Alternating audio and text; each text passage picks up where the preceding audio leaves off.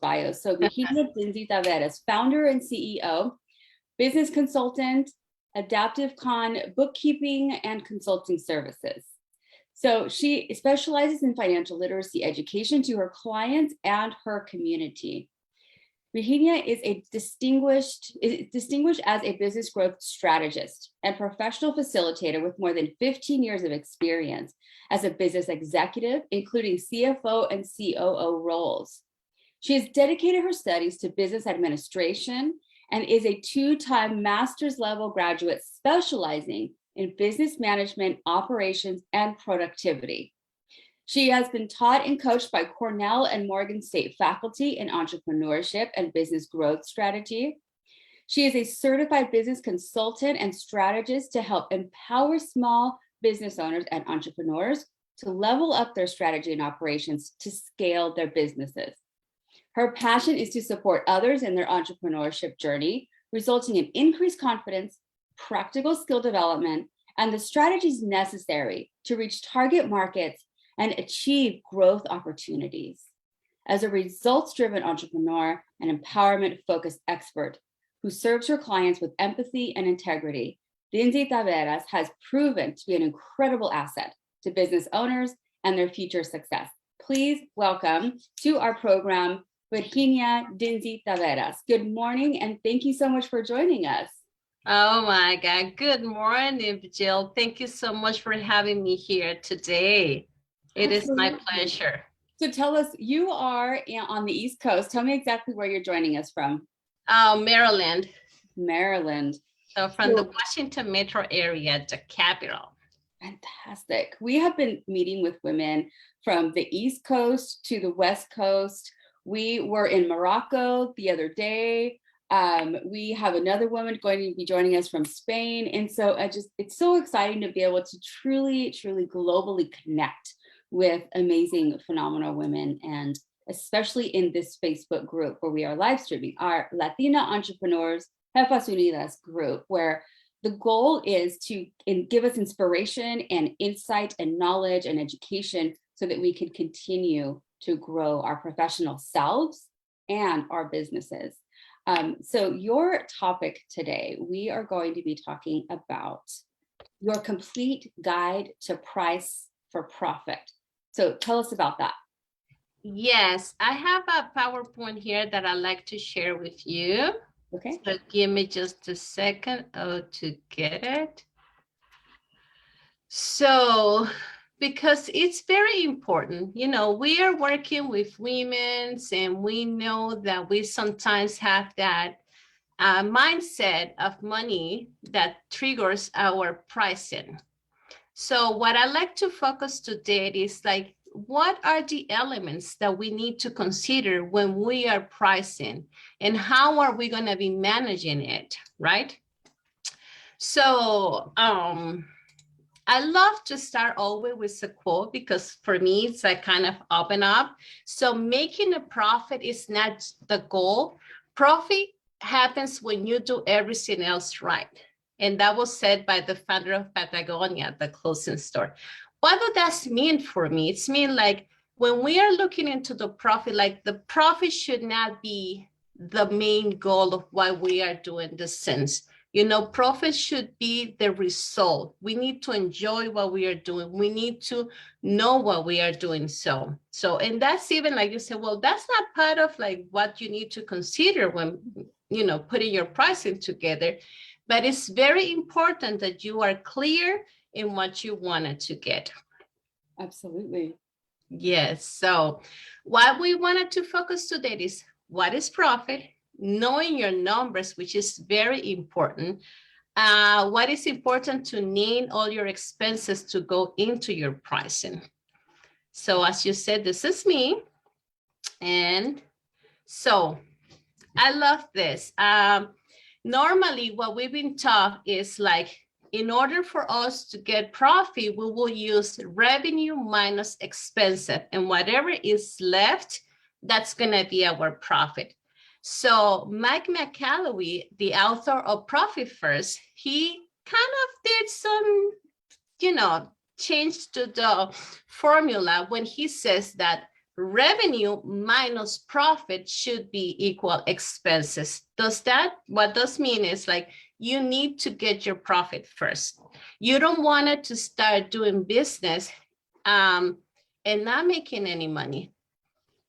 Because what happened with that is like, we don't pay attention to our needs. We don't pay attention to the needs that we have. We all need money to live the life, to pay the rent, to, you know, to eat, to buy clothes and stuff like that. When we start as entrepreneur and said, oh, I'm not gonna get paid for the next 6 months or for the next year, for whatever specific period of time you decide, I have some money here that I have saved throughout my life. The money's gonna be gone. You're gonna be frustrated, and you're not gonna have the power and motivation to enjoy your journey into this entrepreneurship that you decided to do. So it is very important for you to get paid. And how do we want to do that? We wanted to understand what is our personal earning goal. It's gonna be different for everybody. You probably wanna make 50,000, 100,000, $500,000, $1 million. It does not matter. It's your personal goal. You need to know what's your personal goal for the amount of money that you are going to make. We also can take a look into competition, do some research and things like that, because we're not gonna market a pricing that is out of range, right? But there is pricing for everything. I mean, you go to the grocery store and you're gonna find coffees in every different level, like from packagings, you know, where it's coming from, the smell, the taste. It's just like the way we price our product and services. Some people can charge $100 and other people can charge $500 for the same services. It's how your clients perceive value. But everything starts within you, right? How is so important for you to know your numbers? Extremely important. Why? And know them on a regular basis as well. Like have them at least on the top of your head, you know, you have a general idea. Yes. And you know, I work with clients and I start asking them like, what is your budget? What is your, oh, I don't know. What is my budget? I don't have a budget.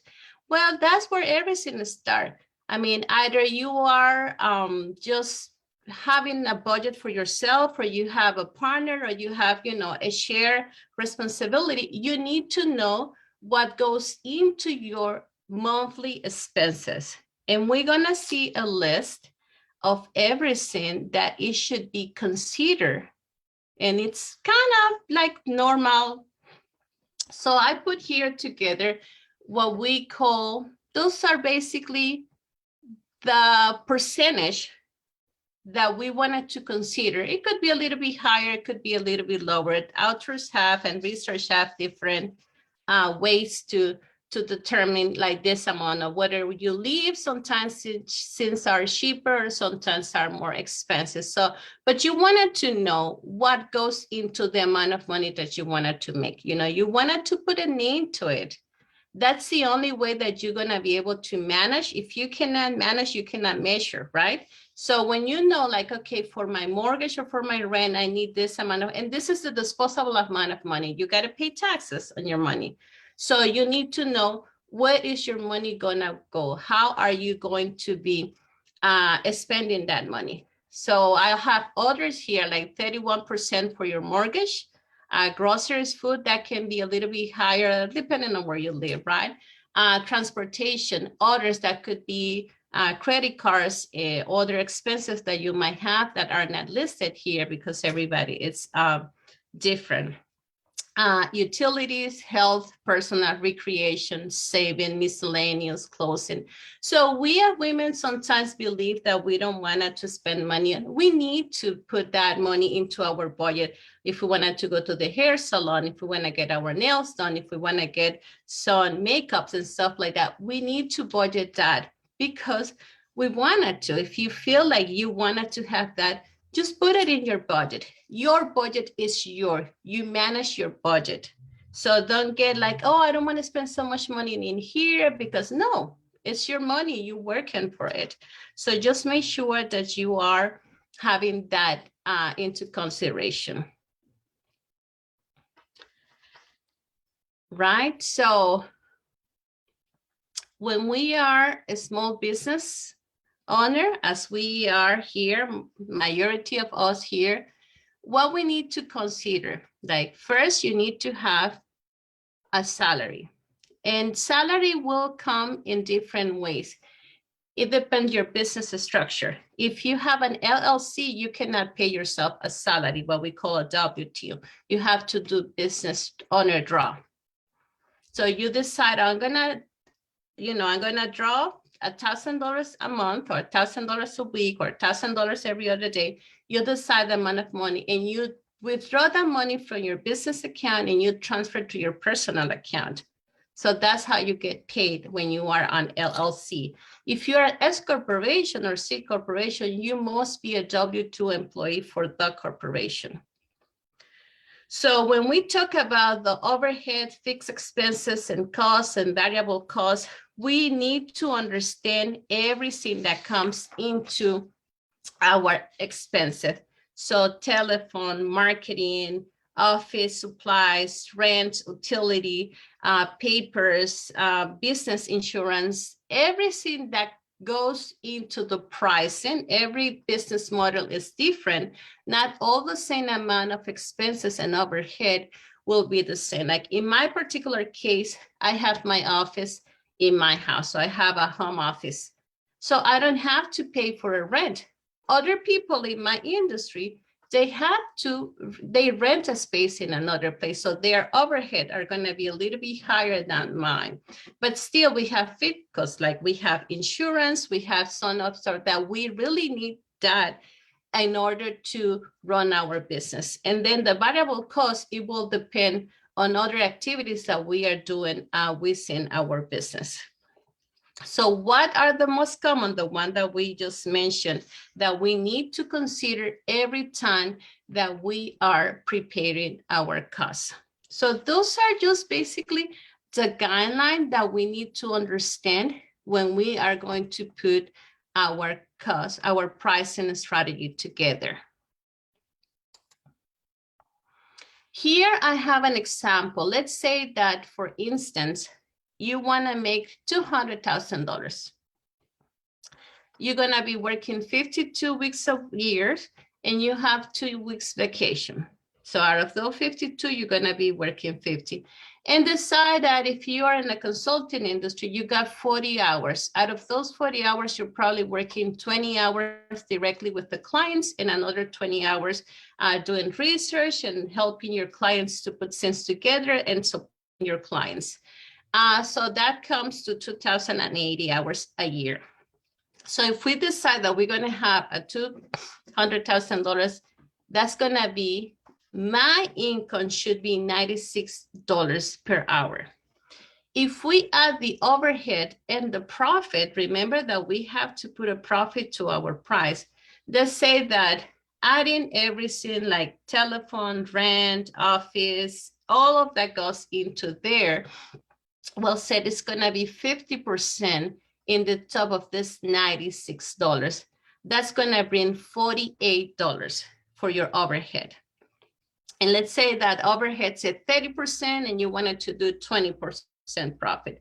You decide the amount of profit that you wanted to make because you already have done your research. How's the market? How much are people paying for it? What's the value you're bringing? And there's so many variables involved in that. But this is just as an example. So the price per hour for service you should be charging is a minimum of $144.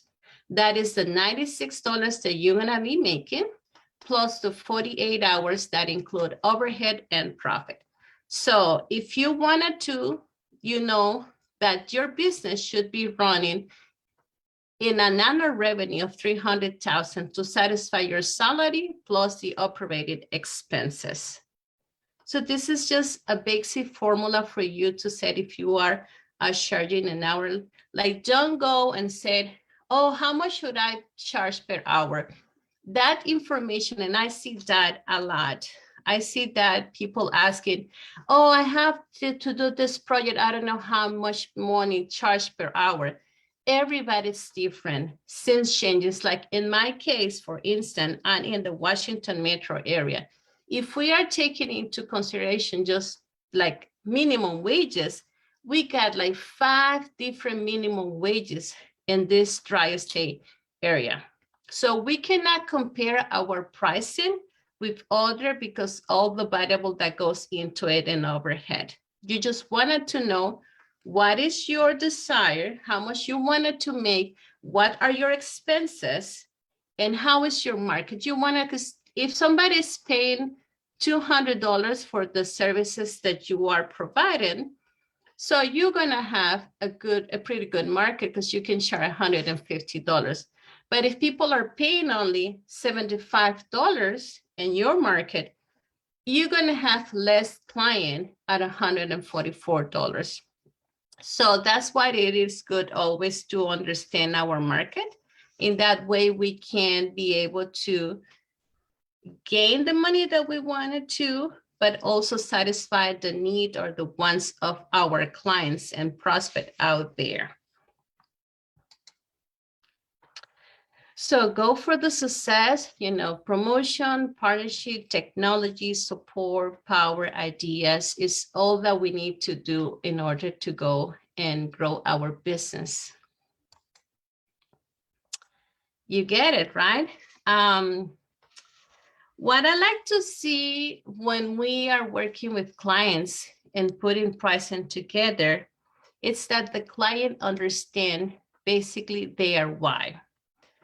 I know we all need money, but when we are doing things for the money, we don't get the results that we want because we don't have the motivation, we don't have the passion, we don't have the courage that it takes to grow your business.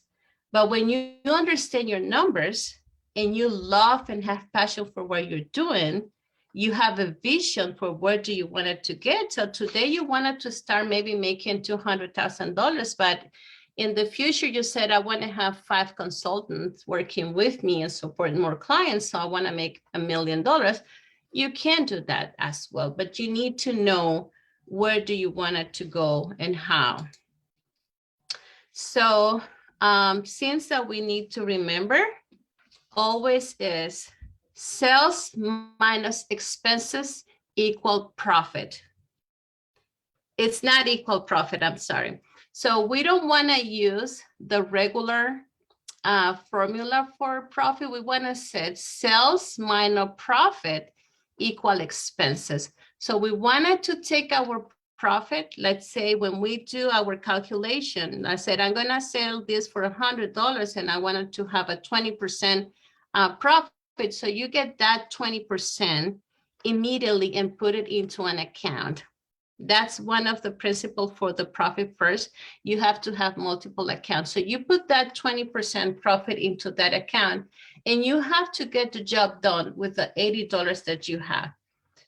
When we have the $100, we sometimes put the $100 and then we just say, oh my gosh, I don't have any profit left or running in a loss. So know your numbers, evaluate your numbers every day. It is very important for us to know our numbers. That's why accounting and bookkeeping, it's good for the growth of your business. It gives you like the history of your business, what has going on, what prices are going on, what expenses are going on, or what expenses you need to eliminate in order to achieve your business growth. If you don't have that in place, it will be good for you to start thinking about that because accounting is like the inside of your business. So you know what's happening into your business and outside your business when you have to buy from another. And also it gives you that foresight for you to prepare for the future. Put a name to all of your expenses. You wanted to know where did your money go. It's important. I seen myself, like I'm guilty of that. when we are looking into our numbers, sometimes you register to a subscription, you don't use it, but you register because you got a free trial, but then you forget. And that free trial becomes a $50 expenses because you never canceled that. And the only way that you know what's going on, and when you are looking into your number, in business, every penny counts. And it's important to explore your competition, even though you have the desire to do that and you wanted to share that amount of money, you need to know what's going on around you if you want to really achieve the success for your business that you are looking for, and just go for it. Yeah, we do for some of my clients, we do a market assessment. Where we look at all of the businesses that are in their that are in their industry, and what are they currently charging? What are their rates? Because as the industry changes, you have to keep up and be a leader within your industry by reflecting what your industry is doing. So I think that sometimes we forget that it is okay to know what your colleagues in your industry are doing. That helps you to stay relevant as well, so that you are, aware of what is going on across the board, across people who provide services that are similar to your own. Yeah, that's benchmarking, and it's not bad. I mean, not just because, let's say we are in the same industry and you're charging $100, I have to charge $100. I mean, you might have, I might bring a little bit more value, or you might bring more value of what we are doing with our clients. Sometimes we don't know and understand the whole engagement that we have, but we are looking at the numbers by itself. They don't tell the story. The story is tell when you know everything that comes with that. Like, we are serving a client, and I might do certain things that you might be not doing, and I charge $300 per hour and you charge $100 per hour. Or I have 20 years of experience, and my journey with that client is going to be shorter in time because I have the tools and the experience to be with that client. But somebody who is newer, then, they have the experience, but probably they don't have all the knowledge and expertise, and the time is going to take it longer. So there is a lot of things that goes into pricing that we don't want to compare. We just wanted to know, knowledge is power. Exactly. When you are looking at benchmarking, understand the organization, as well as who is within the organization, as well as the product or services that they're providing, because it could have similarities. But what we oftentimes say is that no one's going to provide service the way that you provide service, because no one is you but you. We all have our unique abilities and our unique personalities and our background and our experiences. So it behooves us to get to know our industry colleagues. I try to not use the word competition so much, because yes, we are competitors in the marketplace, but we are also colleagues in an industry. We work together. Years ago, when I was doing association management, which is essentially all businesses that would be competitors in an industry coming together in a professional organization called an association, where they are able to learn from one another and to thrive with one another. Because yes, they may offer similar services, but it's going to be different from each and every provider. I think some of our best educational moments are when we are speaking with colleagues who offer similar or same services, because you can chit chat about client experiences. You could talk about different things that you've learned in your industry. It's such a beneficial opportunity to get to know your industry colleagues. Absolutely. I mean, it is not like, sometimes we live different experience, and when I hear from you and then I have a similar case down the road, I can remember, oh my gosh, I know I'm talking to Vigil and she has that type of experience, and I can take that information and put it into practice. So it's basically, for me, more than, as you said, competition is basically collaboration. Nobody has all the power and authority to supply services to everybody. So don't look at people doing the same thing that you're doing as competition. Maybe I have a client that he's not a good fit for me, but because we have built that relationship, I may refer to you. So, we're doing kind of the same, but they need the services, and you're going to be able to support them because either you are further down the line and I can do that with the client, or you are not doing it, So it is collaboration. We need to collaborate with our peers in our industry. That's the only way we can grow. Absolutely. We cannot grow by ourselves. Yep. I talk to clients about how I like to be that connector. I like to be that portal where, my focus is business development and getting your structure in place. But when you're ready to bring on an accountant, or you're ready to bring on legal services, like that's not my expertise. So I reach out to women such as yourself, such as, the host of women that I have been so grateful and fortunate to come into contact with, to learn about their business, to say, you know what, I remember speaking with Virginia and she has these great services that I think would fit you perfectly. And so then I can make that connection for others. And I think that the more you know of who's working in your service industry based on, with business development and with entrepreneurs, we have a consistent need for growth and education, especially as so many of us are, going at it alone, or we're single person organizations. We can't do it all, and it would behoove you to not do it all, because then you get spread thin and you're not doing your best at the one piece of your business, which is what you got into business to do. So it's making sure you have that knowledge and that ability to just reach out and not be afraid to reach out to your colleagues and to reach out to people who provide similar services or same services. Because like, as you just said, a client might not be best for me. It might be much better for you.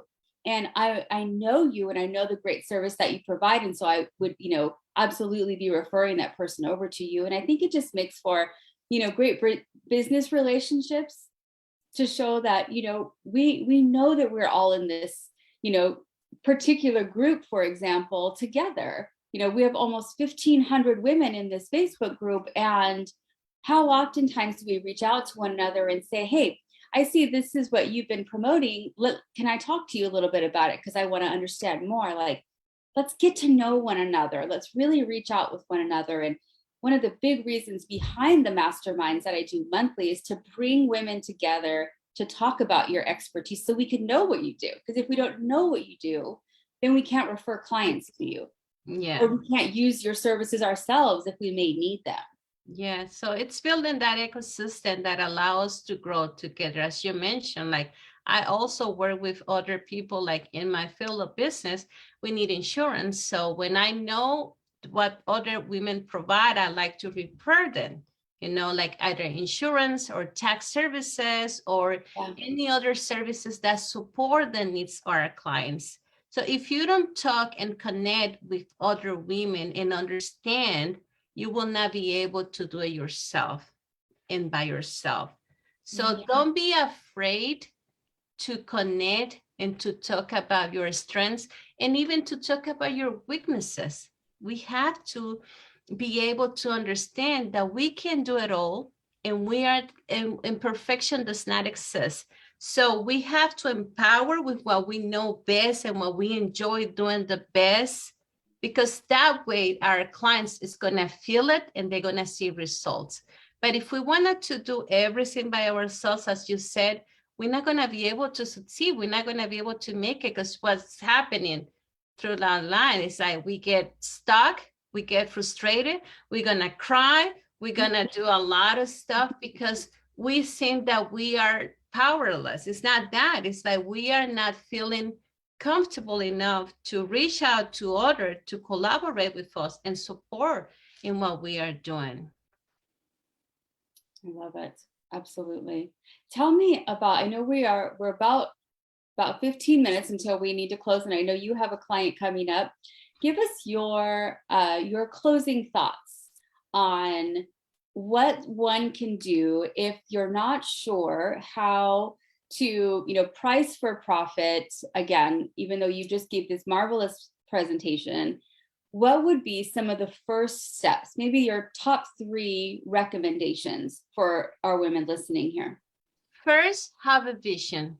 Know what you want or where you're going to go, right? Second, know your numbers, like your personal numbers are very important. Have a budget. Don't feel yourself bad because you wanted to do anything. Like just budget everything and work with it.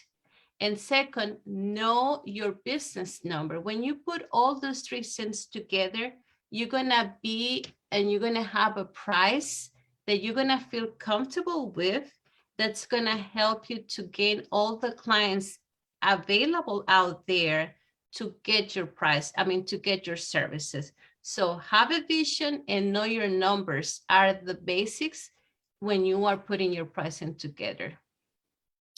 I have spoken with several clients in the past like 6 months or so, where the question was, I don't know what to charge for my services. And so that's when I break it down and say, you know, with my background in business development and management, I also started off in accounting and finance, you know, years ago. And I think the basic thing is start with your expenses, think about what it is that you have to pay out every month, look at it in an annual basis, and then chop that up to say, okay, well, if annually I need to make this much money, then quarterly I need to make this much money. And then if I'm going to be providing services by the hour, break that all the way down so you can get to some sort of an hourly rate to give you a benchmark to know where to start. If you don't know how to do that kind of a breakdown, reach out to people such as Virginia, such as myself, such as a number of women in this group specifically, to help you break down those numbers. It is truly simple math. If you're not sure how to reverse engineer, you know, what it is that you need to be making, then let's help you determine what that is, so you can at least know, you know, this is the minimum that you need to be receiving so that you can be paid for your services and actually make ends meet and continue to find a way to grow. Exactly. That is the best way to do it. That is the absolutely best way to do so. Thank you so much, Virginia. It was so great to connect with you from Maryland. Thank you so very much. I know it's probably afternoon time over on the East Coast. Oh, yes, it's going to be 1 o'clock. We're still working through our morning over here in California. And for all of you women who are tuning in and you're looking at how to really continue to structure yourself, for the mid-sized business owners, the small business owner, if you're growing and you're becoming more of a corporate entity in a larger organization, it's always a great opportunity to step back and to provide and welcome more education into your life. There is a lifelong learner inside of you, especially if you're an entrepreneur. We went into this industry because we like learning new things and providing things to people. And so it is so very important that you participate in programs such as the Money Talks Mastermind. Go back through the previous videos. If one of our videos was not live streamed into this group, because we're utilizing 3 different locations to share this information, this free program all month long, you'll be able to see on my page the new YouTube channel that we've created, where all of the programs are being placed into the YouTube channel. So if you're not sure where to find the other videos, send me a message and I'll give you that YouTube link. I will post it here also. I've also posted Virginia's information as well in this conversation in our Facebook group. So please reach out to her if you have questions about how to price for a profit.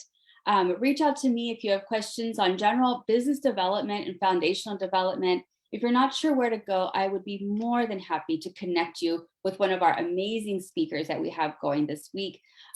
Every day, Monday through Friday during the month of May, we are spotlighting an amazing woman entrepreneur on all of these different platforms. So make sure that you are taking the time to watch the replays or join us live and ask your questions and be a participant in the growth of your organization.